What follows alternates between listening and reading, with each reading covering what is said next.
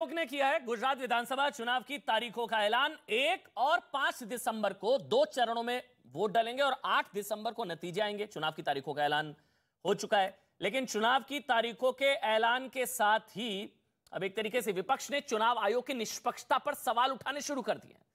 चुनाव की तारीखों के ऐलान के बाद कांग्रेस ने गांधी जी के 3 बंदरों की एक तस्वीर ट्वीट की। ये जो तस्वीर इस वक्त आपकी टीवी स्क्रीन पर है, और इस तस्वीर के साथ लिखा, चुनाव आयोग निष्पक्ष चुनाव कराता है। ये देखिए, आप जो तस्वीर देख रहे हैं, कांग्रेस पार्टी के ऑफिशियल ट्विटर हैंडल से ये तस्वीर ट्वीट की गई, जिसमें लिखा गया चुनाव आयोग निष्पक्ष चुनाव कराता है, और नीचे जो है वो गांधी जी के 3 बंदर, उसकी स्माइली एक ऐड कर दी गई। यानी कि एक तरीके से चुनाव आयोग पर तंज कसा गया। इसी तरह आम आदमी पार्टी के नेता संजय सिंह ने भी एक ट्वीट किया। उन्होंने कहा कि चुनाव आयोग प्रधानमंत्री नरेंद्र मोदी के इशारों पर काम करता है।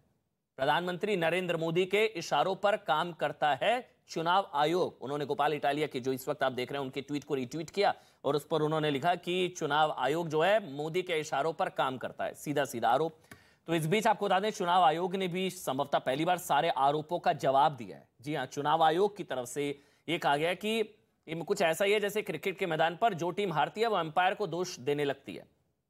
1 दिसंबर पहले चरण, 5 दिसंबर दूसरे चरण का चुनाव और 8 तारीख को नतीजे। हिमाचल के चुनाव नतीजों के साथ डिबेट शुरू करेंगे। और इस वक्त आपको बता दें, मेरे साथ भारतीय जनता पार्टी से प्रेम शुक्ला, जो कि राष्ट्रीय प्रवक्ता हैं, बीजेपी से वो, और संजीव झा आम आदमी पार्टी से इस वक्त मेरे साथ लाइव जुड़ चुके हैं। डिबेट शुरू करते हैं। मोदी के इशारों पर काम करता है चुनाव आयोग। प्रेम भाई, प्रेम शुक्ला जी। अब जब कोई व्यक्ति जो है चुनाव हारने की स्थिति में होता है और पहले दिन से होता है, तो उसने यही काम करना है कि अंपायर को दोषी देना कि इस अंपायर पर ही मुझे भरोसा नहीं है, मुझे तो आयोजकों पर ही भरोसा नहीं है, मुझे तो नियमों पर ही भरोसा नहीं है, मुझे तो तंत्र पर ही भरोसा नहीं है, क्योंकि मुझे स्वयं पर ही भरोसा नहीं है, क्योंकि अपनी पार्टी पर ही भरोसा नहीं है। तो जो भरोसा गंवा चुके लोग हैं, उनका ना तो सुप्रीम कोर्ट पर भरोसा है, न संसद पर भरोसा है, न निर्वाचन आयोग पर भरोसा है। उनका भरोसा किस पर है, ये तो बताएं। सर्वोच्च न्यायालय तक को कांग्रेस के सर्वोच्च नेता श्रीमान राहुल गांधी सर्वोच्च न्यायालय की निष्पक्षता को भी चुनौती दे चुके हैं, जबकि प्रमाण एक नहीं है। नहीं, अब तो सारी पार्टियां कहने लगी है ना प्रेम भाई, अब तो सारी पार्टियां कह रही हैं। आम आदमी पार्टी के सांसद संजय सिंह भी कह रहे हैं मोदी के इशारों पर चुनाव आयोग। कांग्रेस पार्टी की तरफ से भी किया गया गांधी जी के 3 बंदर, और लगाया गया कि चुनाव आयोग बहुत निष्पक्ष रहता है। ये तो तंज है चुनाव आयोग पर, और आरोप आप लोगों पर है। निष्पक्ष था कि नहीं चुनाव? नहीं, जरा आम आदमी पार्टी जरा बताए, पंजाब और दिल्ली में निष्पक्ष था कि नहीं था? संजीव भाई सुन रहे हैं, संजीव जी सुन रहे हैं। यही तो आज आदरणीय मैं एक वजह पूछ लेता हूं जी ने, प्रेम शुक्ला, मैं एक मिनट वजह पूछ लेता हूं। मुख्य निर्वाचन आयुक्त हैं जी, उन्होंने मुख्य निर्वाचन आयुक्त जी ने उत्तर दिया है। क्योंकि मैं निर्वाचन आयोग का प्रवक्ता नहीं हूं, इसलिए निर्वाचन आयोग की तरफ से मेरा जवाब देना कहीं से भी उचित नहीं है। मैं तो एक पार्टी की तरह उत्तर दे सकता हूं, ठीक है, लेकिन कृपा करके बता देना ही है कि दिल्ली और पंजाब के चुनाव में निर्वाचन आयोग की भूमिका पर इनका क्या स्टैंड था। मैं वो पूछने से पहले मुझे तो जानना है संजीव भाई, क्यों आरोप है ये कि मोदी के इशारों पर काम करता है चुनाव आयोग? कोई रीजन, कोई बेसिस, कोई आधार संजीव भाई? देखिए, अभी जो प्रेम शुक्ला जी कह रहे थे और जो आप कह रहे हैं, 2 बातें हैं। एक कि चुनाव आयोग का रोल, दूसरा चुनाव परिणाम। तो चुनाव परिणाम जो आता है वो जनता वोट करती है, लेकिन चुनाव आयोग जो है वो एक निष्पक्ष संस्था है। तो ये निष्पक्ष संस्था है तो निष्पक्ष दिखना भी चाहिए। अब ये सवाल क्यों खड़े हो रहे हैं, या पूरे देश में सवाल क्यों खड़ा है? एक बात समझिए आप कि एक ही टाइम में 2 स्टेट का इलेक्शन अनाउंस होना था, रिजल्ट दोनों का एक ही दिन होगा, लेकिन हिमाचल का पहले अनाउंस कर दिया गया और गुजरात का बाद में कर दिया गया। और सबने ये देखा कि आज जब अनाउंस हो रहा है तो 3 दिन की प्रधानमंत्री की दौरा गुजरात में था, और उसके बाद इलेक्शन कमीशन ने अनाउंस किया। ऐसा 2017 में देखने को मिला, ऐसा अब देखने को मिल रहा है।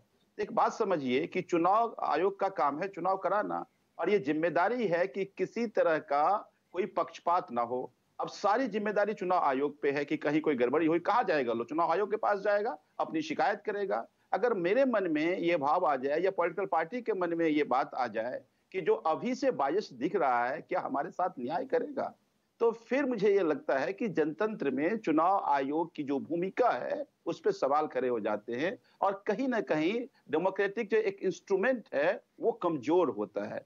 तो अभी मैं इलेक्शन कमिश्नर को पीसी में सुन रहा था, जब उनसे सवाल पूछा गया तो उन्होंने कहा कि your action speaks louder than your voice.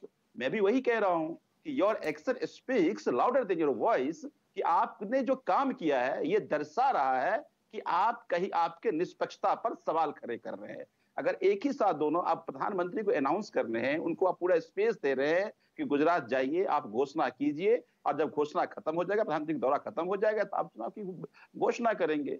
तो इसलिए सभी पॉलिटिकल पार्टियों के मन में सवाल है कि चुनाव आयोग कितना निष्पक्ष है। लेकिन संजीव भाई, मुझे एक चीज समझाइए। शुभ्रांश भी मेरे साथ है, कांग्रेस के लीडर। शुभ्रांश, बहुत बहुत स्वागत आपका। संजीव जी, मुझे एक साथ होना था दोनों का चुनाव, ये कहां तय हुआ था? आपने बोला एक साथ होना था, अब एक साथ नहीं हो रहा, ये कहां तय हुआ था एक साथ होना था?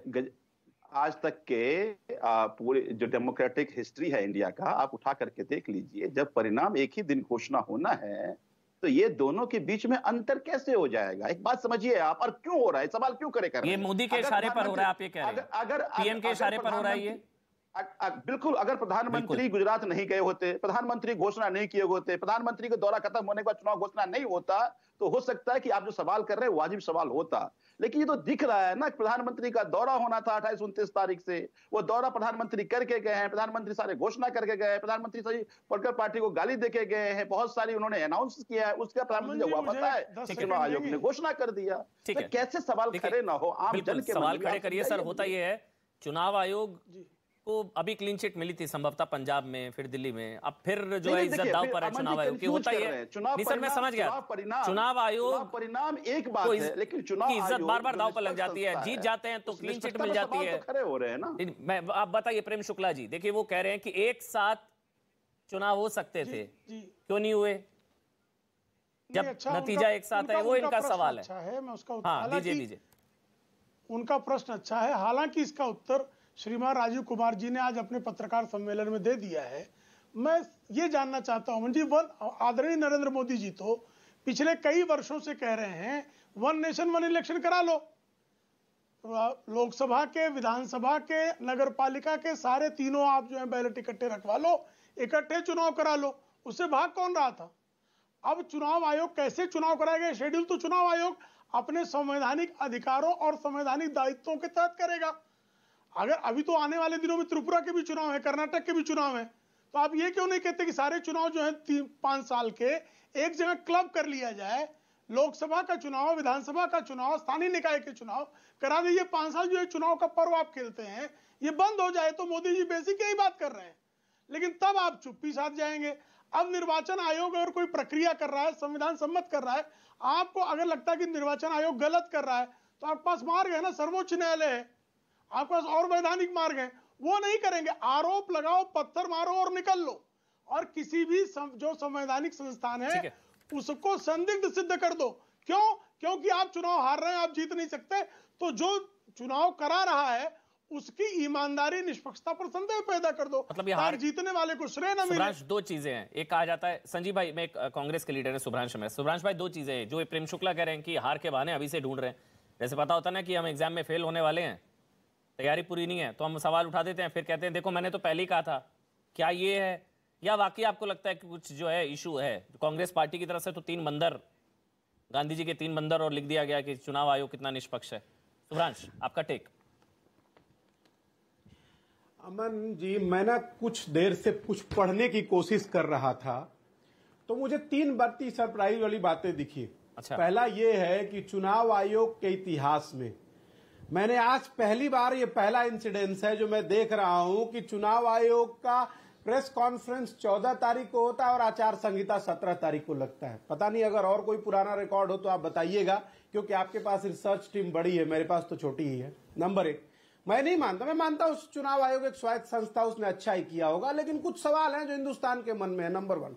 नंबर 2, बिल्कुल आप सही कह रहे हैं, जब 2 राज्यों का चुनाव साथ होना है, दोनों का रिजल्ट किस दिन आएगा ये आपने पहले डिक्लेयर कर दिया, लेकिन आप इंतजार कर रहे थे शायद कि घटनाएं घटें, आप शायद इंतजार कर रहे थे कि आपकी अकाउंटेबिलिटी कम हो, आप शायद इंतजार कर रहे थे कि बड़े सारे रेड कारपेट डालकर मुझे फीता पत्थर काटना है, उसके बाद मुझे आदेश होगा तो मैं ये बात कहने जाऊंगा कि जी चुनाव अब शुरू होगा। लेकिन ये इंपॉर्टेंट नहीं है अमन जी, इंपॉर्टेंट इससे थोड़ा बड़ा है। मैं थोड़ा शुक्ला जी की बात को जवाब देना चाहता हूं। सर, आप राष्ट्रीय पार्टी के राष्ट्रीय प्रवक्ता हैं, आपके बोले हुए शब्दों में आपकी थोड़ी जिम्मेदारी ज्यादा होनी चाहिए। कम से कम आप बातों को लाग लपेट करके तो मत कहिए। नरेंद्र मोदी जी ने ऐसा कब कहा था कि 1 नेशन 1 इलेक्शन, एक सिगूफा चलाया था। सर, 19 राज्यों में आपकी सरकार है, सारे सरकारों को भंग करिए और चुनाव करा लीजिए।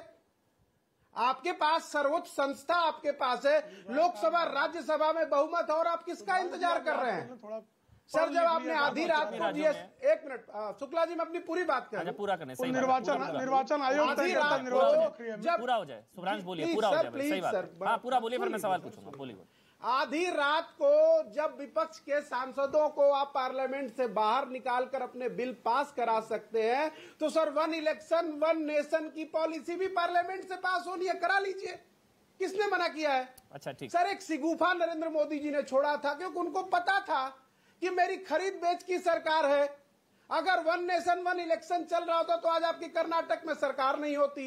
1 नेशन 1 इलेक्शन चल रहा होता तो मध्य प्रदेश में आपकी सरकार नहीं होती। 1 नेशन 1 इलेक्शन चल रहा होता तो नॉर्थ ईस्ट के राज्यों में आपकी सरकार नहीं होती। 1 नेशन 1 इलेक्शन चल रहा होता तो महाराष्ट्र में आपकी सरकार नहीं होती।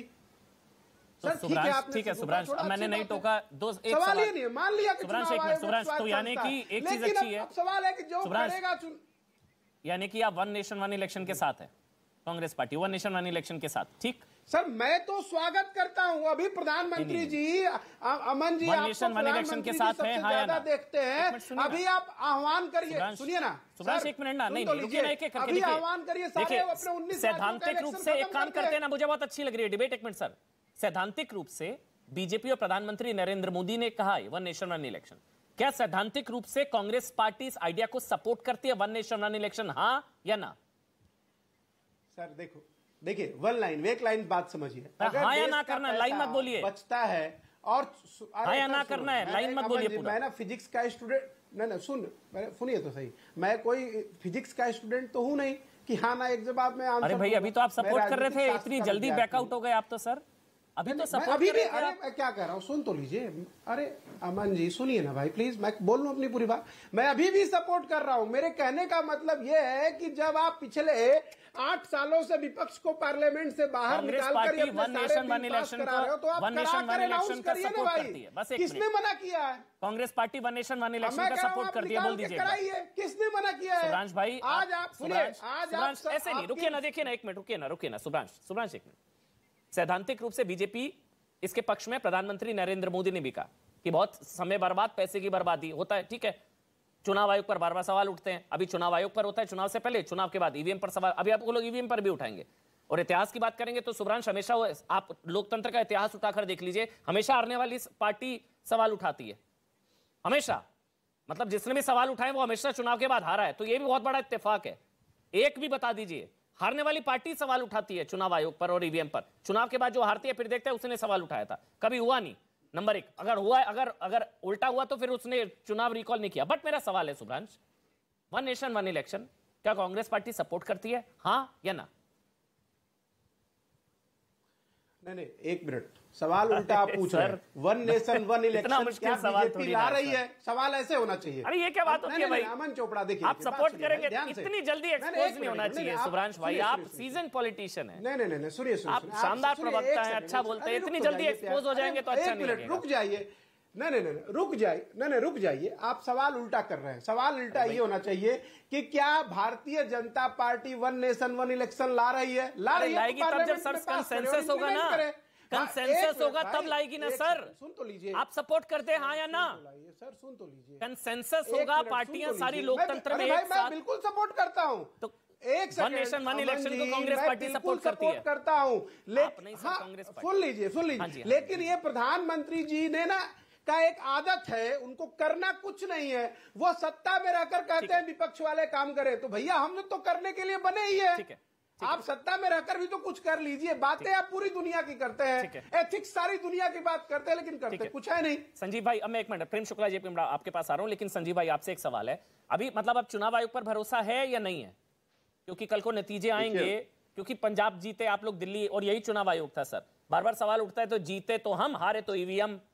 अब अभी तो चुनाव से पहले आयोग पर सवाल और हारने के बाद ईवीएम पर सवाल होता है। भरोसा है या नहीं है संजीव भाई? बस इतना बताइएगा, चुनाव आयोग पर भरोसा है या नहीं है संजीव भाई? अमन भाई, हम कोई ऑब्जेक्टिव एग्जाम नहीं दे रहे हैं, कंटेक्स्ट को समझना बहुत जरूरी है। आप जब हमें चुनाव की बात कर रहे हैं, आप चुनाव परिणाम पे आ जाते हैं। कोई नहीं कह रहा है चुनाव परिणाम कोई इलेक्शन कमीशन के हाथ में और बीजेपी के हाथ में नहीं है, डेमोक्रेसी में जनता के हाथ में है। लेकिन जो संस्था चुनाव करा रही है, क्या वो पक्षपात नहीं कर रही? क्या वो निष्पक्ष है? संजीव भाई एक मिनट, तो मुझे वादा करके जाइए आज मेरी डिबेट में, अमन जी ईवीएम पर भरोसा है, नतीजों के बाद ईवीएम पर सवाल नहीं उठाएंगे, बोल सकते हैं? गजब बात है, गजब बात है। जब मैं अभी आप दो फिर दूसरी सवाल आपने दाग दिया। पहला सवाल जो आपने पूछा था, आप उससे डेविएट हो गए। पहला सवाल आपने क्या कहा कि इलेक्शन कमीशन क्या बायस्ड है, क्या पक्षपात कर रही है, क्या आपको भरोसा है? हमें देखिए, मैंने आपको पहले ही कहा कि यही सवाल जब इलेक्शन कमिश्नर को पूछा गया तो इलेक्शन कमिश्नर ने कहा कि your action speaks louder than your voice, कि हमारा जो काम है वो बता देगा कि हम बायस्ड है या नहीं है। तो आपका काम ये बता रहा है कि आप बायस्ड हैं, आप पक्षपात कर रहे हैं। ठीक है, क्यों कर रहे हैं कि एक ही समय में जब इलेक्शन रिजल्ट आना था तो आपने प्रधानमंत्री को, भारतीय जनता पार्टी को स्पेस दिया गुजरात में, प्रधानमंत्री दौरा करे, जाके चुनावी घोषणा करके आए। जब चुनावी घोषणा खत्म हो जाए तब आप चुनाव कराएं। तो इसका मतलब ये है कि चुनाव कैसे करें जब आपका एक्शन ये बता रहा है कि आप बायस्ड है। देखिए, मैं एक बात बता दूं, फिर इतिहास समझना बहुत जरूरी है और मैं हमेशा मानता हूं इतिहास उसी की लिखी जाती है। संजीव भाई, आप कह रहे हैं चुनाव आयोग पर भरोसा नहीं है, दूसरी तरफ आप कह रहे हैं हम सरकार बना रहे हैं। अगर भरोसा नहीं है तो आपकी सरकार नहीं बन रही ना, मतलब आयोग तो मोदी के साथ मिला हुआ है। सर समझिए ना एक चीज, एक मिनट, अगर चुनाव आयोग मोदी के साथ मिला होता तो आपकी पंजाब में सरकार बनती? सर ईमानदारी से सोच के बताइएगा, नहीं बनती ना? अगर चुनाव आयोग मोदी के साथ मिला हुआ है तो आप क्या बना पाएंगे सरकार, या आपकी सरकार बनती पंजाब में? अमन जी, आप बहुत सीनियर जर्नलिस्ट हैं। मैं बार बार कह रहा हूं, डेमोक्रेसी में ये केवल अधिकार जनता के पास है। ये इलेक्शन कमीशन, प्रधानमंत्री, कोई पार्टी नहीं जिता और हरा सकती। जब जनता साथ खड़ी होती है, इतिहास लिखी जाती है, वो दिल्ली में लिखी गई, पंजाब में भी लिखी गई। आप साजिशें कर सकते हैं, आप बायस्ड हो सकते हैं, आप किसी के साथ खड़े हो सकते हैं। चुनाव आयोग कोई वोट करके जिता देगी, हरा देगी क्या? चुनाव आयोग पक्षपात कर सकती है। पक्षपात करके आप हमें, हो सकता है कुछ जगह जो आपको एक्शन लेना चाहिए था आप नहीं लेंगे, आप साजिशों का हिस्सा बन के रह जाएंगे। जीता हरा नहीं सकते आप। मैं बार बार कह रहा हूं आपको कि हम गुजरात इसलिए, पंजाब इसलिए जीते क्योंकि पंजाब की जनता हमारे साथ करी थी। हम दिल्ली इसलिए जीते, दिल्ली की जनता हमारे साथ करी थी। हम गुजरात इसलिए जीतेंगे, गुजरात की जनता हमारे साथ करी है। लेकिन चुनाव आयोग की अपनी निष्पक्षता जग जाहिर करनी चाहिए। आज जब भी चुनाव आयोग की बात होती है, चुनाव आयोग की जब बात होती है तो हम टीएन शेषन का नाम क्यों याद करते हैं? सर सारी चीजें आपकी सही हैं। मुझे एक चीज बता दीजिए, अगर चुनाव आयोग मोदी के साथ मिला हुआ है, अगर चुनाव आयोग मोदी के साथ मिला हुआ होता तो आपकी सरकार बनती क्या पंजाब में? सर आपकी सरकार बनती क्या दिल्ली में? गजब बात कर रहे हैं। चुनाव आयोग क्या परिणाम बदल सकती है? तो यही तो आरोप लगते हैं कि ईवीएम, यही तो आरोप लगते हैं सर कि ईवीएम में सेटिंग हो गई, ईवीएम में फिक्सिंग हो गई। आरोप ये है कि आप बीजेपी को एज दे रहे हैं। अगर आपका काम ये था कि तीनों पार्टी को आप एक समान रखते, लेकिन आप बीजेपी को एज दे रहे हैं, आप तो फायदा पहुंचाने की कोशिश कर रहे हैं, लेकिन जनता होने नहीं देगी। कांग्रेस भी कह रही है और आम आदमी पार्टी। सुब्रांश भाई एक मिनट आ रहा हूं, क्योंकि आप दोनों के आरोप, अब आप दोनों का गठबंधन है चुनाव आयोग के खिलाफ एक तरीके से, आप और कांग्रेस, कम से कम चुनाव आयोग के खिलाफ आप दोनों एक सुर में बोल रहे हैं। तो आरोप भाई आपका भी होना चाहिए था। दुर्भाग्य है कि आप सवाल खड़े नहीं कर रहे। नहीं सर, मैं इसलिए नहीं, क्योंकि चुनाव आयोग ने ही आपकी सरकार पंजाब में बनाई ना सर। इसी चुनाव आयोग ने आपकी दिल्ली में बनाई। इसी चुनाव आयोग क्या बात करते हैं? डेमोक्रेटिक सेटअप में आप इतना भी नहीं जानते कि अधिकार जनता के पास है, चुनाव आयोग के पास नहीं है। तो नहीं है तो फिर परिणाम बदल देगी, तो फिर आयोग एज दे सकती है। तो फिर आयोग कैसे मिला हुआ है सर? हो सकती है। अच्छा ठीक, मैं समझता हूं। चुनाव आयोग रिजल्ट कैसे बता देगी अमन भाई? क्या बात कर रहे हैं? यानी कि बहुत अच्छी बात है ये। कल को हारेंगे तो ईवीएम पर सवाल नहीं उठाएंगे, इसका मतलब ये अच्छी चीज है। ये कम से कम आपका स्टैंड है, कल को हार गए तो ईवीएम पर सवाल नहीं उठाएंगे, सिर्फ चुनाव आयोग एज दे रहा है। ठीक है, एक मिनट सुब्रांश भाई, आप दोनों का जो सवाल है वो प्रेम शुक्ला को जवाब देना चाहिए मेरे ख्याल से। प्रेम शुक्ला, दोनों का ये कहना है कि आप, एक मिनट आ रहा हूं। प्रेम शुक्ला, आपसे सवाल ये है, चुनाव आयोग बीजेपी को एज दे रहा है, मदद कर रहा है, लेवल प्लेइंग फील्ड होनी चाहिए, वो लेवल प्लेइंग फील्ड नहीं है, आपको एज और मदद कर रहा है चुनाव आयोग। प्रेम शुक्ला, देखिए, कोई संसद पर आरोप लगाएगा तो उसका उत्तर तो संसद देगा, सर्वोच्च न्यायालय पर कोई आरोप लगाएगा उसका उत्तर सर्वोच्च न्यायालय देगा, निर्वाचन आयोग पर कोई आरोप लगाएगा उसका आरोप निर्वाचन आयोग देगा। लेकिन भारतीय जनता पार्टी का जो स्टैंड बहुत लंबे समय से है कि वन नेशन वन इलेक्शन, हमने जो है वन नेशन वन टैक्स भी जब कहा था तब भी ये सब आम आदमी पार्टी, कांग्रेस विरोधी कर रही थी। हमने one nation one ration card जब कहा था तब भी ये विरोधी कर रहे थे। लेकिन ये संभव हुआ तो निर्वाचन आयोग के पास आप कृपा करके आइए और कहिए ना, आम आदमी पार्टी भी कहे, कांग्रेस भी कहे कि आइए वन नेशन वन इलेक्शन कर लेते हैं, एक बार में ही चुनाव कर लें। सारी नियमावलियां सब मिलकर ही बनाते हैं, कोई भारतीय जनता पार्टी निर्वाचन आयोग की नियमावली नहीं बनाती। जब निर्वाचन आयोग का पूरा निर्वाचन के कानून नहीं लागू थे तब 1977 का चुनाव हुआ था। जनादेश दिया था वही हुआ। मैंने एग्जांपल दिया, जब एग्जाम की तैयारी पूरी ना और फेल होने वाला होता है छात्र, पता होता है उसको, तो वो सवाल उठाने लग जाता है, फिर फेल हो जाता है तो कहते हैं देखो मैंने तो पहले ही कहा था। इसमें एक और चीज होती है जो संजीव जी कह रहे हैं, एग्जामिनर, रुकिए ना प्रेम शुक्ला, जो संजीव जी कह रहे हैं एग्जामिनर एक छात्र की मदद भी करता है, वो एग्जामिनर कभी कभी ना एक छात्र की मदद भी करता है, फिर रिजल्ट जो है उसके पक्ष में चला जाता है। तो एग्जामिनर जो है चुनाव आयोग, वो छात्र आप है और आपकी मदद कर रहा है, वो आपको एज मिल रही है।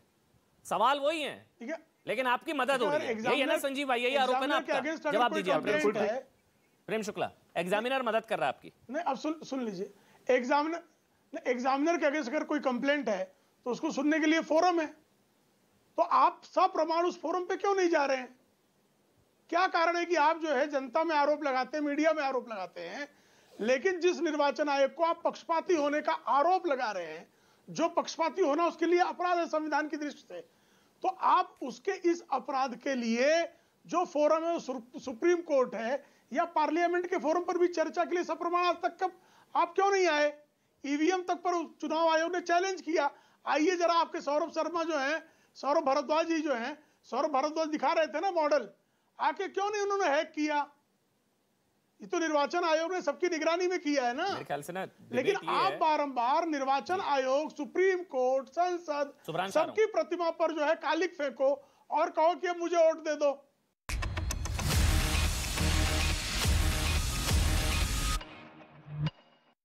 ब्रांच डिबेट ये है कि एक समय आएगा कि यहाँ सारी चुनाव आयोग को क्लीन चिट मिल जाएगी, कोई एक टाइम आएगा, मतलब लगेगा कि भैया या तो आम आदमी पार्टी गुजरात जीत जाएगी तो शायद मिल जाएगी, या आपका तो पता ही नहीं, खैर कांग्रेस का तो है, अगर कल को कोई और स्टेट में कुछ होता है तो आप जीते तब मिलेगी क्या क्लीन चिट? क्योंकि जीतते हैं, मतलब वो जीते तो हम, हारे तो ईवीएम, ये तो पता नहीं कब से सुनते आ रहे हैं सर हम। शुभ्रांश ठीक है, कोई बात नहीं। अब अमन जी, मेरी आपसे गुजारिश है, बीच में काटिएगा मत, क्योंकि प्रेम शुक्ला जी ने कुछ पॉइंट उठाए, मुझे लगता है कि जवाब देना चाहिए। बिल्कुल बोलिए। पहली इंपॉर्टेंट बात है शुक्ला जी की राष्ट्रीय पार्टी के राष्ट्रीय प्रवक्ताओं को ना बातें गोल गोल करके झूठ देश के सामने नहीं बोलना चाहिए।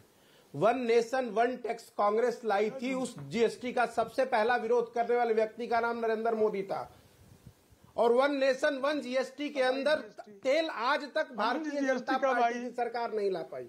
तो प्लीज देश को झूठ मत बोलिए और बरगलाइए मत। एक बात, जीएसटी कब आई? मैं क्या कह रहा हूँ कि जब कांग्रेस ला रही थी तो सबसे पहले प्रकाशित है जीएसटी कब आई? सुनिए ना, मैं देखिए सर, जीएसटी कब आई? मैंने इतनी शालीनता से आपको पहले सुन लीजिए, मैंने इतनी शालीनता से आपको सुना, शालीनता से सुनिए। मैंने नहीं, वो जीएसटी का पहला अगर कोई व्यक्ति विरोध करने वाला था तो नरेंद्र मोदी थे। गुजरात के मुख्यमंत्री नरेंद्र मोदी जी ने जिस जीएसटी का विरोध किया था, भारत के प्रधानमंत्री नरेंद्र मोदी को लगा कि यही तो जीएसटी है, क्योंकि खुद कुछ कर नहीं सकते थे तो कांग्रेस की नीति उठा ली। एक बात। दूसरी बात, यहां कोई किसी के ऊपर सवाल नहीं कर रहा है सर, चुनाव आयोग एक स्वायत्त संस्था है, ये कड़वी सच्चाई है। अमन चोपड़ा जी ने अपने शो की शुरुआत गांधी जी के 3 बंदर दिखाकर किया, जो सांकेतिक रूप से, तो 75 सालों में गांधी जी के 3 बंदर नहीं बदले जा सके, कांग्रेस ने करी है। अरे सुनिए, मैंने नहीं किया, मेरे मैंने रिक्वेस्ट किया ना कि अगर जब तक आप नहीं आप मैं जब सुना तो मुझे चलिए, तो जब 75 सालों में गांधी जी के 3 बंदर नहीं बदले जा सके, न सुनना न देखना न बोलना, तो वो प्रोसेस और सिद्धांत चलता रहता है। तीसरी इंपॉर्टेंट बात, आप चाहे एज ले लीजिए गुजरात में कुछ भी, अब आप गुजरात जाएंगे ना तो गुजरात की जनता पूछ रही है कि गुजरात मॉडल के नाम पे इन 150 हत्याओं का जिम्मेदार व्यक्ति फिर वोट मांगने आएगा क्या?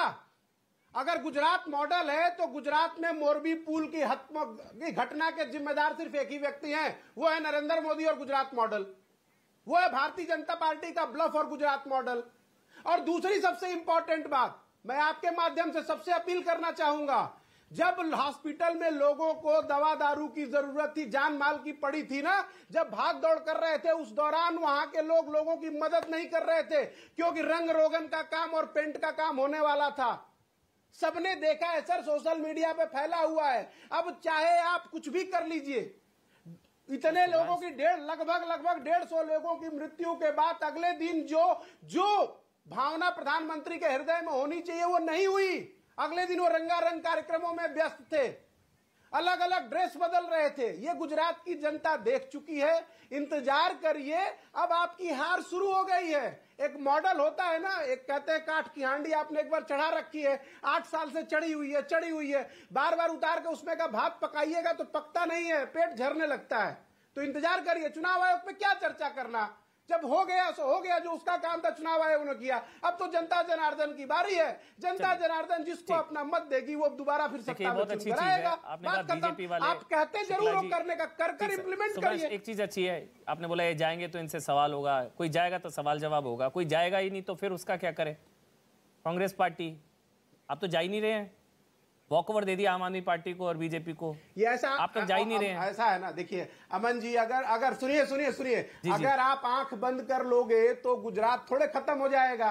आपको क्या पता कि वहाँ कौन जा रहा है कौन नहीं जा रहा है? पता नहीं है, मतलब क्या राहुल जी गए हैं? बात कही बार-बार, क्या प्रियंका जी गई? चर्चा होती है, कांग्रेस कहाँ है, राहुल गांधी कहाँ है, गुजरात में कहाँ? आपकी भारत जोड़ो यात्रा तक नहीं जा रही गुजरात, कहाँ? अच्छा सर, मुझे नहीं पता, बताइए ना प्लीज।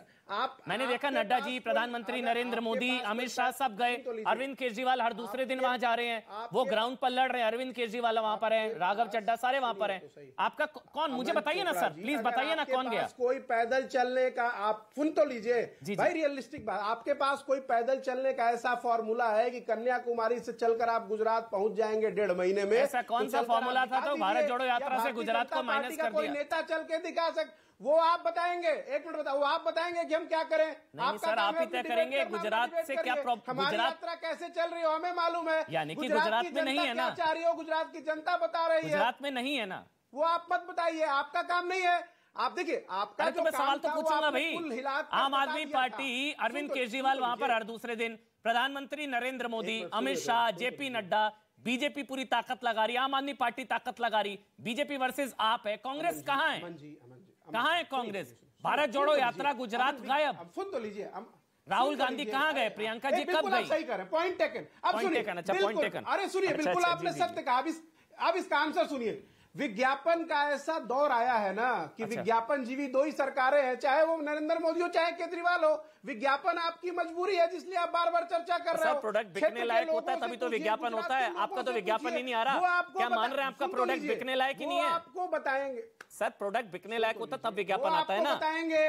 आपका तो विज्ञापन ही नहीं है, क्या प्रोडक्ट बिकने लायक भी नहीं है? सर कांग्रेस कहाँ है? इंतजार करिए जी। भाई साहब, अगर विधायक खरीद के लोगों को डरा के धमका के पिछले 5 सालों में इतने विधायक आपने जोड़ने के बावजूद इलेक्शन कमीशन की डेट आगे बढ़ा जाएंगे ना, जाके विधायक बनाइए तो सही गुजरात में। ये दिख रहा है नरेंद्र मोदी जी और बीजेपी का डर, आपके बचाने से अब नहीं बचेगा। नहीं सर, बीजेपी की विदाई निश्चित है, वो हिमाचल में भी हो रही है और गुजरात में भी हो रही है। सर, कांग्रेस के बचने की चिंता करिए, मेरे बचने ना बचने से खैर क्या फर्क पड़ रहा है? बहरहाल मैं तो डिबेट कर रहा हूं, मैं तो समझना चाह रहा हूं कि कांग्रेस पार्टी ग्राउंड पर नहीं है ना। आप संजीव भाई बोलेंगे, बहुत देर से वेट कर रहे हैं। जी, मैं इसीलिए जा रहा था। संजीव भाई, मैं आपके पास आ रहा हूं। नंबर 2 की लड़ाई लड़ी जा रही है, और अगर चुनाव आयोग पर भरोसा नहीं है और चुनाव आयोग मोदी जी के साथ मिला हुआ है तो फिर सरकार कैसे बन रही है? 2 सवाल है। नंबर 2 की लड़ाई लड़ी जा रही है, बार बार ये कहा जा रहा है, नंबर 2 की लड़ाई। बोलिए संजीव भाई। प्रेम शुक्ला जी ने ही आपको 1977 का उदाहरण दिया, जब यह माना जाता था कि सारी संस्था पर कांग्रेस का, इंदिरा जी का कंट्रोल है। तब 1977 में जनता पार्टी को लोगों ने जिताया था।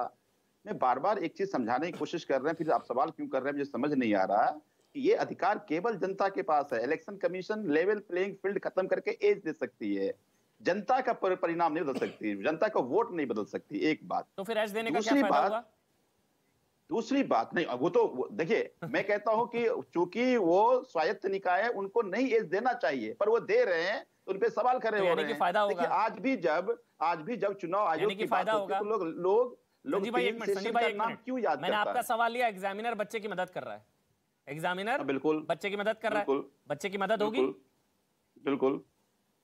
देखिए, मैं क्या कह रहा हूं कि आप बीजेपी की मदद होगी, प्रधानमंत्री जाकर के कांग्रेस कवर फाड़ दे रही है, आपको देखा है सुब्रांश साहब कांग्रेस कवर फाड़ देने, नालायक है, इसकी नालायक कांग्रेस कवर फाड़ देने वाली है, स्कूल नहीं गया है जी जी, इस बार एग्जामिनर भी, और आप गुजरात नहीं जा रहे हैं, वो स्कूल नहीं गया और आप गुजरात नहीं जा रहे हैं, नालायक कौन? चलिए आप बोलिए संजीव भाई, संजीव जी, अच्छी बात है संजीव, एग्जामिनर इस बार, अरे सुब्रांश जी, आम आदमी पार्टी को कांग्रेस के कवर फायर की जरूरत नहीं है। मुझे ये लगता है जी जी,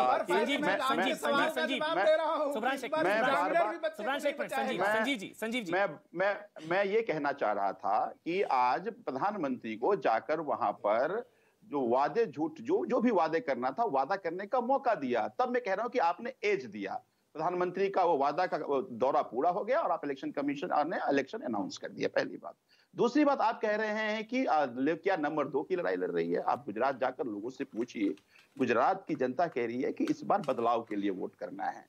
और मुझे लगता है जब बदलाव की बात आती है तो लोग कहते हैं कि अरविंद केजरीवाल को मौका देना है, अरविंद केजरीवाल के मॉडल ऑफ गवर्नेंस का मौका देना है। 27 साल में भारतीय जनता पार्टी को जो गुजरात बनाना था वो बनाकर दे दिया। और कैसा गुजरात है आपके सामने है कि नौजवान सड़कों पर अपनी नौकरी की लड़ाई लड़ रहा है। मोरबी में भ्रष्टाचार का एक कैसा पोल खुला गुजरात और देश की जनता के सामने है। एक भी ऐसा एग्जाम नहीं है जो बिना पेपर लीक के हो जाए। एग्जाम लेके 5-5 साल तक परिणाम नहीं आ रहे हैं। तो गुजरात की जनता परेशान थी, कांग्रेस केक वॉक दे रही थी, इस बार चुनाव लड़ना पड़ रहा है। हमारी उपलब्धि यही है कि आज प्रधानमंत्री को एक टेंट के स्कूल में बैठ करके स्कूल ऑफ एक्सेलेंस की बात करनी पड़ रही है और प्रधानमंत्री जब जाते हैं तो स्कूल गायब हो जाता है। 27 साल के बाद ही सही कम से कम स्कूल की बात करें, अस्पताल की बात करें, इतने पे तो हमने मजबूर कर दिया है। अब गुजरात के लोगों को पता है कि अच्छे स्कूल आम आदमी पार्टी बनाकर दे सकती है, अच्छे हॉस्पिटल आम आदमी पार्टी दे सकती है। देखिए, एक तरफ बीजेपी कांग्रेस अरविंद केजरीवाल जी को गाली दे रहे हैं और अरविंद जी जाकर गुजरात की जनता को गारंटी कार्ड दे रहे हैं। अरविंद केजरीवाल में किसी को हराने नहीं आया, मैं गुजरात को जिताने आया हूं। वो रोजगार की गारंटी दे रहे हैं, वो बिजली की गारंटी दे रहे हैं, वो शिक्षा की गारंटी दे रहे हैं, वो स्वास्थ्य गारंटी दे रहे हैं, वो किसानों को गारंटी दे रहे हैं, भ्रष्टाचार की व्यवस्था की गारंटी दे रहे हैं, जिससे गुजरात बनेगा, जिससे गुजरात अच्छा होगा। शिक्षा, स्वास्थ्य, रोजगार कुछ नहीं था। ये 27 साल से कौन जिता रहा था इनको? कोई दूसरे ग्रह से आ रहे थे? 27 साल से कैसे जीते जा रहे थे लोग? ये इसलिए जीते कि उनकी लड़ाई कांग्रेस से थी। कांग्रेस पे लोगों को भरोसा नहीं था। पहले कांग्रेस ने गुजरात को लूटा, अब उसके बाद भारतीय जनता पार्टी की बारी आई तो वो भी कम हो गए, 27 साल में वही करके दे दिया। आज कांग्रेस पर जनता इसलिए भरोसा नहीं कर रही। मैं गोवा को उदाहरण देता हूं। गोवा में जिन लोगों ने 11 विधायक को जिताया होगा और कांग्रेस के सभी जो प्रत्याशी थे जाकर मंदिर में, मस्जिद में, चर्च में शपथ खाया था इस बार मैं नहीं बिकूंगा, 11 में से 8 बिक गए। तो लोगों को ये पता है कि अगर कांग्रेस को वोट देंगे भी तो इनडायरेक्टली बीजेपी को वोट जाएगी। तो जब जनता बदलाव के लिए तैयार है तो केवल आम आदमी पार्टी जनता को विकल्प दिख रही है। मैं आपको फिर से कहता हूं, जो दिल्ली में हुआ, जो पंजाब में हुआ, गुजरात में कांग्रेस के चक्कर में बीजेपी जीत रही थी 27 साल से। प्रेम शुक्ला जी, आपने कुछ नहीं किया, बुरा हाल है गुजरात का। और कांग्रेस के चक्कर में कांग्रेस वॉकओवर देती रहती थी आपको, कांग्रेस के चक्कर में बीजेपी जीत रही थी। इस बार है स्ट्रांग ऑपोजिशन आम आदमी पार्टी। बोलिए आप शुक्ला जी। गुजरात का कायाकल्प आदरणीय नरेंद्र मोदी जी के नेतृत्व और मार्गदर्शन में हुआ है कि नहीं है, इसकी सबसे बड़ी साक्षी गुजरात की स्वयं की जनता है। इन्होंने बातें शुरू कर दी कि केजरीवाल जी को गाली दे रहे हैं। साहब, केजरीवाल जी को भाजपा किसी नेता ने गाली नहीं दी, लेकिन आपके प्रदेश अध्यक्ष गोपाल इटालिया ने आदरणीय नरेंद्र मोदी जी की माता जी के प्रति अपशब्द निकालने का कुकर्म किया। तो मुद्दे पर आप क्या बात करेंगे भाई? जिस गुजरात में आज तक दिल्ली में आप हर घर नहीं पहुंचा पाए, गुजरात बड़ी आबादी है, बड़ा क्षेत्र है। जब आदरणीय नरेंद्र मोदी जी के नेतृत्व में भाजपा वहां पर सत्ता में पहली बार आई, तब वहां पर 10% लोगों के पास भी जल नहीं था। महानगर पालिकाएं सिर्फ 15 मिनट सप्ताह में जल देती थी। आज हर घर नल से जल, बिजली, कायाकल्प, गांव-गांव सड़कें, औद्योगिकरण, सारे मानकों पर कैसे हम बढ़े गुजरात की जनता भली भांति जानती है। तो क्या मॉडल लेके आएंगे साहब आप? दिल्ली को गैस चैम्बर बना दिया आपने 8 वर्षों में। दिल्ली से अधिक प्रदूषित शहर के अलावा प्रदूषण के अलावा क्या दिया आपने? पंजाब का प्रदूषण लाके दिल्ली पर और लाद दिया। बड़ी योजनाएं बताते थे कैसे प्रदूषण खत्म करना, मौका आया 3 गुना प्रदूषण बढ़ गया। पाठशाला को मधुशाला खोल दिया सब जगह, एक स्कूल नया बताते नहीं नाम कहां पर खोला है, उसकी एक तस्वीर दिखाने की इनकी तैयारी नहीं है। शौचालय को क्लासरूम बना दिया, डीटीसी की बस में घोटाला कर दिया, जल बोर्ड में घोटाला कर दिया, जेल में वसूली कर ली। ऐसी तो इनकी स्थिति है, और इनका जेल मंत्री जेल में ही रहकर जेल की वसूली करे। ये मॉडल कौन सा मॉडल लेके आ रहे हैं साहब? कौन से मॉडल की बात कर रहे हैं? जो गुजरात के लोग जो महात्मा गांधी की तस्वीरों को सरकारी कार्यालयों से उतारकर विसर्जित कर दे, तस्वीर का भी जिक्र, गुजरात खड़ा होगा तस्वीर का जिक्र, राजघाट पर जो है जो जाए नहीं।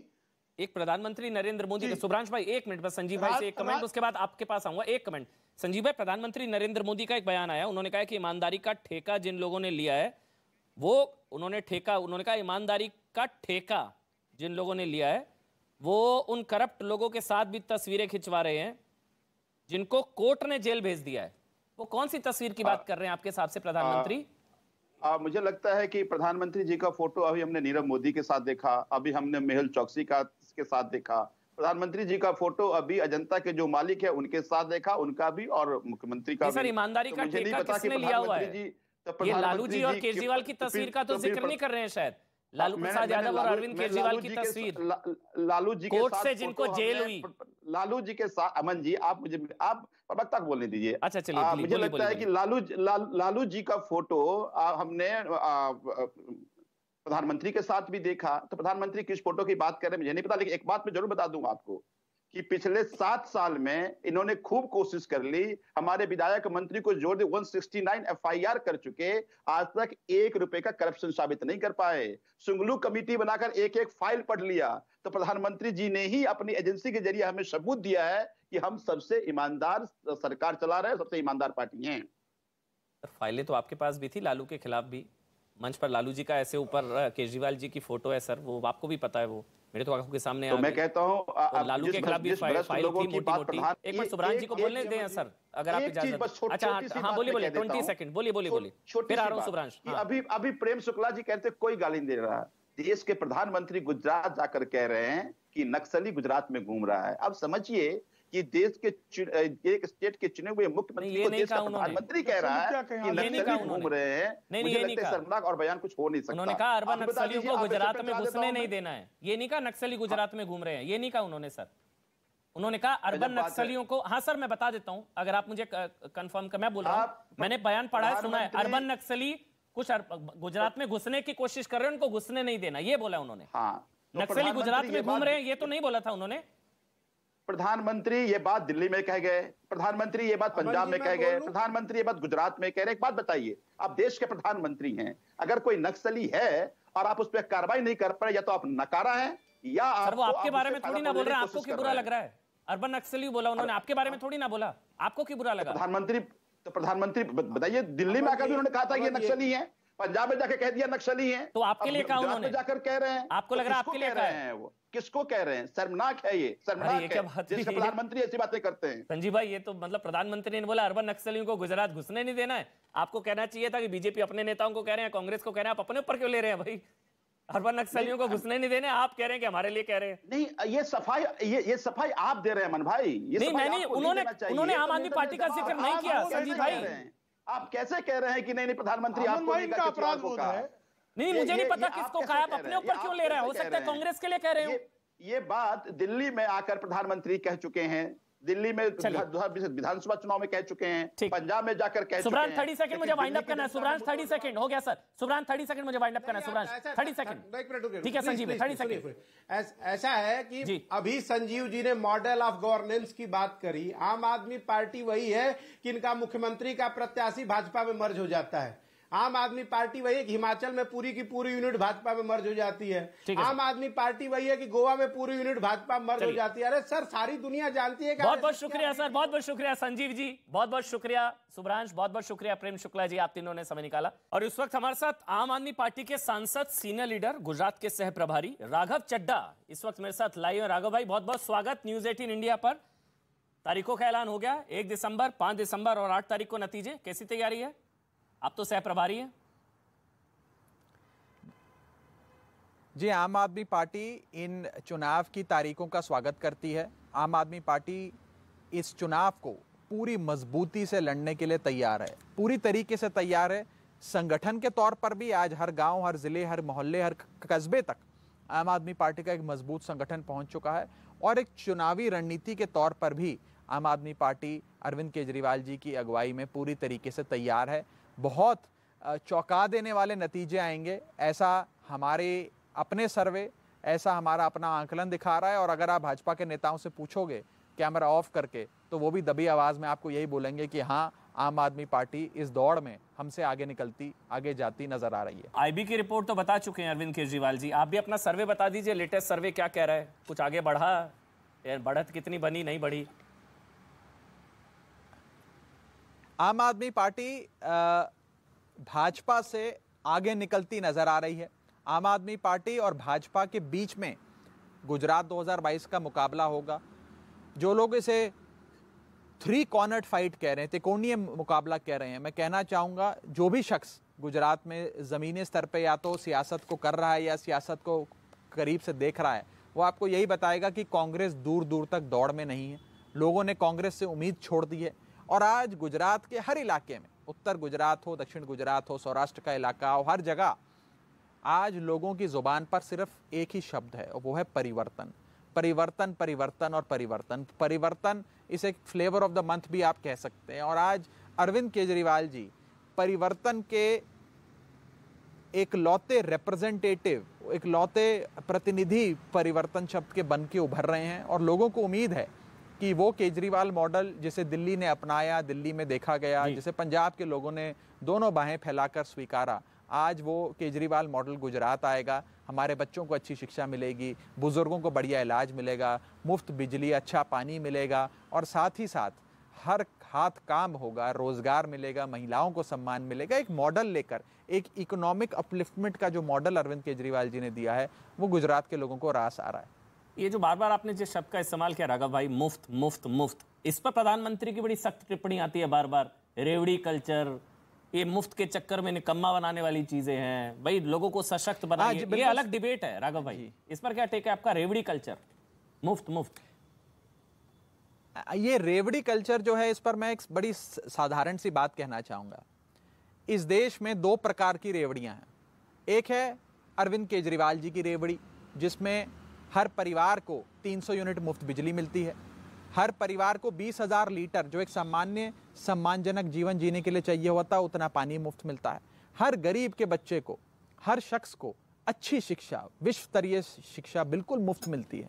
मुफ्त इलाज मिलता है, चाहे 10 लाख रुपए का ऑपरेशन हो, चाहे 1 करोड़ रुपए का ऑपरेशन हो, वो मुफ्त मिलता है। तो ये अरविंद केजरीवाल जी की रेवड़ी है जनता के लिए।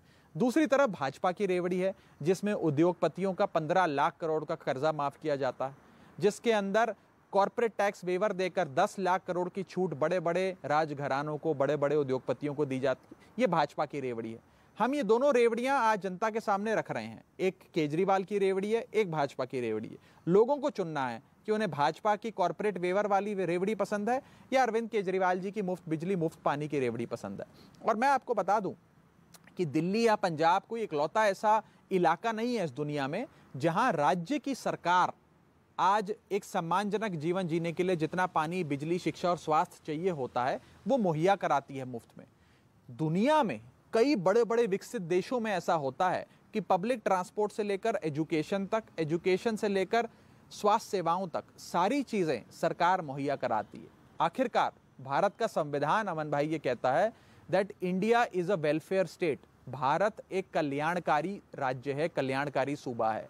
मुझे लगता है कि ये दोनों रेवड़ियां आज जनता के सामने, जनता को चुनने देते हैं उनको कौन सी रेवड़ी पसंद है। नहीं राघव, ये क्योंकि मैंने ये सवाल इसलिए पूछा, ये गुजरात है, मतलब कोई और राज्य होता तो शायद आपके लिए आसान होता।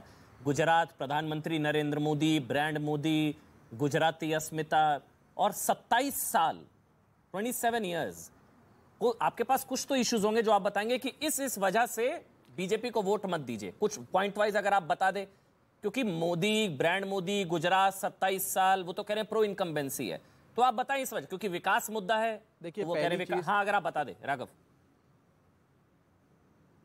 देखिए, पहली चीज तो यह है कि प्रधानमंत्री मोदी जी तो अब गुजरात के मुख्यमंत्री बनने नहीं जा रहे हैं।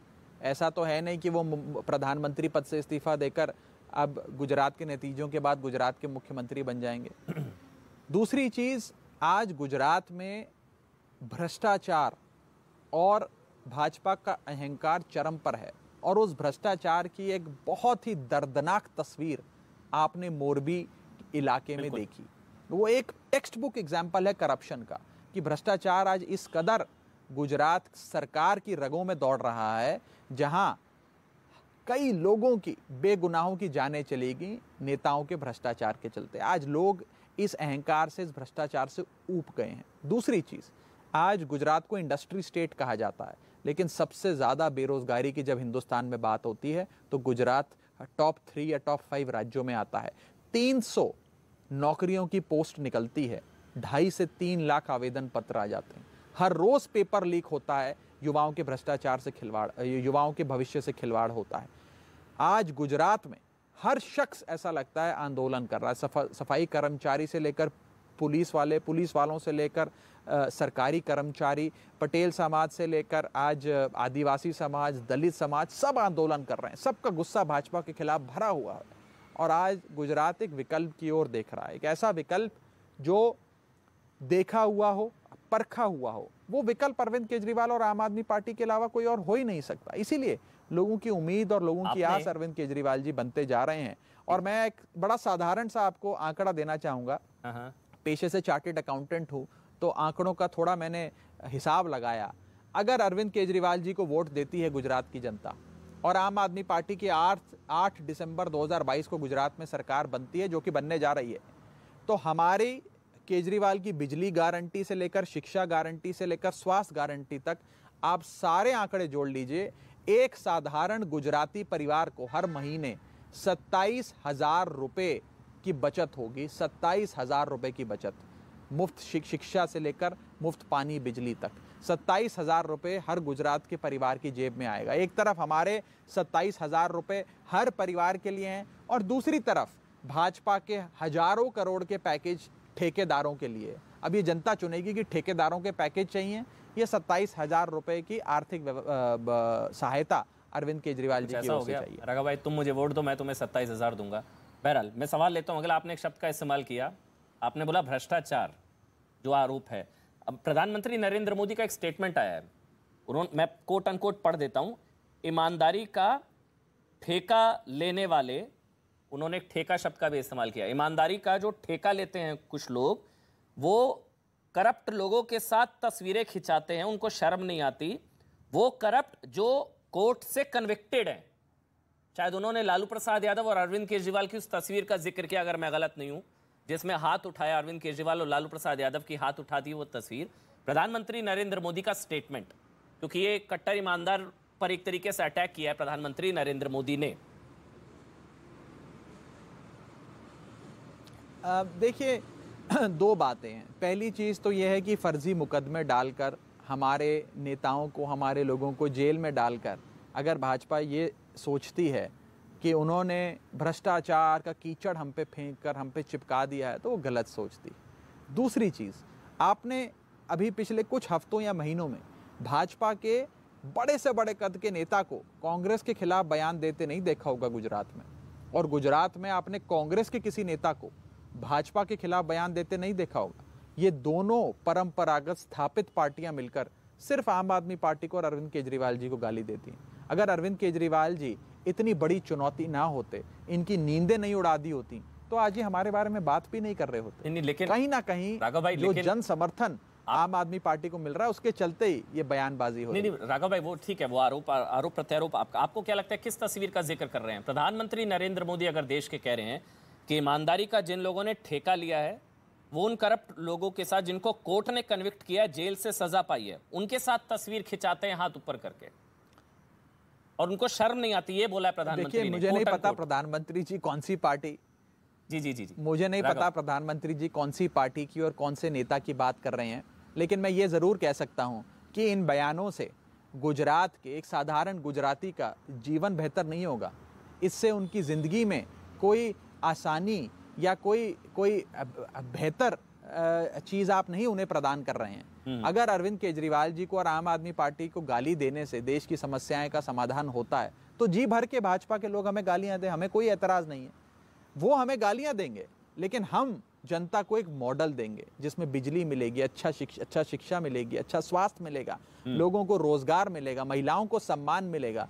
हम अपना मॉडल लेकर लोगों के बीच जा रहे हैं। अभी अगर गालियां ही देनी है तो वो तो भाजपा के लोग हमें देते ही आए हैं, अब हमें आदत पड़ गई है उनकी गाली। अच्छा, एक और गाली पड़ती है राघव भाई, बी टीम वाली, वो बता दीजिए किसकी बी टीम है? बीजेपी कहती है, कांग्रेस की, कांग्रेस कहती है बीजेपी की।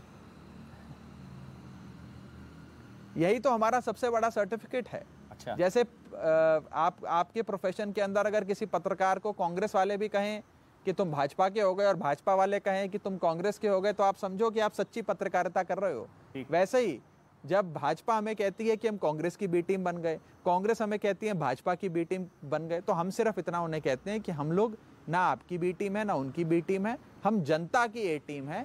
ये तो जनता की पार्टी है, नहीं तो हम जैसी छोटी सी पार्टी जिसके पास ना संसाधन, ना राजनीति की समझ, ना कोई नेता इतने बड़े कद का, जिस बड़े बड़े कद के नेता भाजपा के पास हैं, हम लोग कहाँ गुजरात में कुछ कर पाते।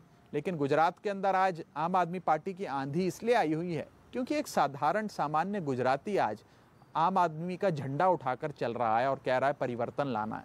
तो मुझे लगता है कि जनता इस पार्टी को आगे बढ़ाएगी और जनता ही इस बार परिवर्तन लाएगी गुजरात में। जैसे एक आखिरी सवाल राघव भाई, मैं ये सवाल इसलिए दोबारा पूछ रहा हूँ क्योंकि ये आपकी एंट्री से आपको क्या लगता है नुकसान किसको ज्यादा होगा? मतलब ये जो चुनावी गणित है, पोल पंडित वो कहते हैं ऑब्वियसली ऑपोजिशन का वोट बटेगा, कांग्रेस को नुकसान होगा और बीजेपी की मदद होगी, ऑपोजिशन का वोट बटेगा, वो मतलब ये और इसीलिए कहा जाता है कि बीजेपी की बी टीम।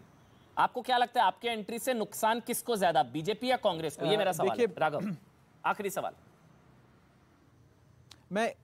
मैं इसका जवाब देने से पहले आपको दिल्ली ले जाना चाहता हूं। दिल्ली के चुनावों में कहा जाता था आम आदमी पार्टी कांग्रेस का वोट खा रही है और भाजपा के वोट में कोई सेंध नहीं लगा पाएगी। लेकिन आपने देखा कि 2015 हो या 2020 हो, 56% वोट आम आदमी पार्टी को पड़ा, झाड़ू के निशान पर पड़ा। यानी कि उसमें भाजपा के मतदाता जो थे परंपरागत, उन्होंने हमें वोट दिया, कांग्रेस के मतदाता ने हमें वोट दिया, फेंस सिटर ने दिया, महिलाओं ने दिया, पुरुष ने दिया, हर धर्म, हर जात, हर बिरादरी के लोगों ने दिया। ऐसा ही गुजरात में है। ये नहीं कहा जा सकता कि हम किसी एक पार्टी, एक वर्ग विशेष या एक समुदाय का वोट ले रहे हैं। आम आदमी पार्टी को सब वोट दे रहे हैं। जिसको मुफ्त बिजली चाहिए वो आम आदमी पार्टी को वोट दे रहा है, जिसको ईमानदार सरकार चाहिए वो आम आदमी पार्टी को वोट दे रहा है, अच्छी शिक्षा, अच्छे स्वास्थ्य के लिए लोग आम आदमी पार्टी को वोट दे रहे हैं। और आप जब नतीजे आएंगे तो आप एग्जिट पोल भी करते हैं, एग्जिट पोल में आप जरूर इस बात को पूछिएगा कि इस बार जो शख्स कह रहे हैं कि उन्होंने आम आदमी पार्टी को वोट दिया, पिछले बार यानी कि 2017 के चुनाव में जब आम आदमी पार्टी मैदान में नहीं थी, उस चुनाव में आपने कौन सी पार्टी को वोट दिया था? आप यकीन मानिए आपको जवाब मिलेगा। हर 10 मतदाता में 5 लोग आम आदमी पार्टी को वोट देने वाले वो होंगे जो पहले कांग्रेस को वोट देते थे और 5 लोग वो होंगे जो पहले भाजपा को वोट देते थे। बहुत बहुत धन्यवाद आपका राघव चड्ढा, आम आदमी पार्टी के सांसद, गुजरात के सह प्रभारी, आपने समय निकाला। बहुत बहुत धन्यवाद।